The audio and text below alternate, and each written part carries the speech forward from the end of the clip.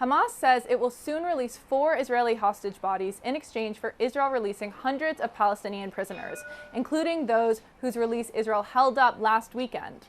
If all goes as planned, it will be the last exchange of the first phase of the Israel Hamas ceasefire. It means the truce is back on track after Hamas accused Israel earlier in the week of violating the ceasefire by holding up the release of the Palestinian prisoners. Israel said it had done so to protest what it called cruel treatment of the hostages during their releases.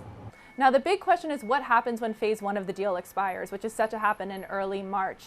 Negotiators haven't yet seriously begun working on ironing out the details for phase 2, under which Israel is supposed to end the war in Gaza in exchange for Hamas releasing the remaining hostages. Hamas says talks will not continue until all the Palestinian prisoners whose release was specified under the deal have been freed. Palestinians in Gaza and hostage families in Israel hope desperately that a return to war is not imminent. In Gaza, Palestinians are trying to rebuild their lives, many of them living in the ruins of their old homes.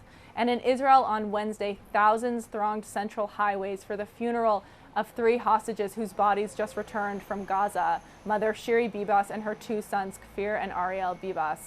Hostage families are calling on Israel's Prime Minister Benjamin Netanyahu to make sure that this deal makes it to phase 2.